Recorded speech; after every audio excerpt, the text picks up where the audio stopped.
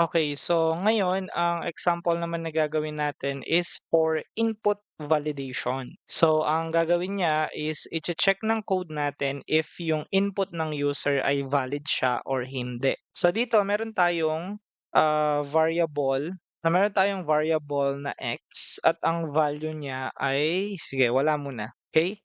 After that is magkakaroon tayo ng cout. So sa cout natin, sasabihin natin enter 1 or 2 lang ang ilalagay niya. Then kailangan natin ng cin at ang cin na yon ay yung x natin. So ibig sabihin si x yung magre-receive ng input ng user natin. Now, ang gagawin natin is while yung x natin is not equal sa 1 and yung x natin is not equal sa 2. So ibig sabihin kasi yung rule natin 1 and 2 lang yung input ng user. So dito sa condition, titingnan natin kung si x ba ay not equal sa 1. Kung si x ba ay not equal to 2. Ang exclamation mark natin, ito siya, meaning niyan ay not. So kapag nilagay mo siyang not dito, ibig sabihin not equal. Not equal.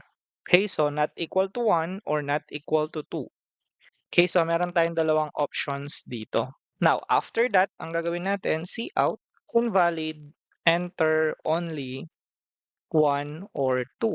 Then, mag-end line tayo dito. Yan. So, yung end line para hindi magdikit-dikit yung program natin.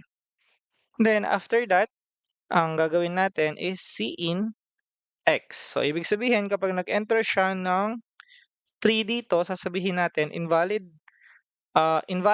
yan, tapos enter only 1 and 2. So, mag-enter siya ulit, eto na yung magre-receive nun. Now, after that, kung invalid yan, ang sasabihin natin kay user ay, or I mean, kung valid naman yung input, ang sasabihin natin kay user ay valid input. Then, semicolon, or lalagyan natin ng end line. Okay, so yan yung validation natin ngayon. So, ang ginagawa niya lang, chine-check niya lang yung input kung 1 or 2 ba siya. So, ira-run natin siya.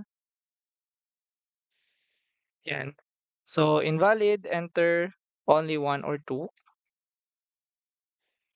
So, invalid ulit, pero pag naglagay tayo ng 2, valid input na siya.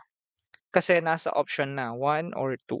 So, yan yung simple validation natin na chine-check niya yung user input natin.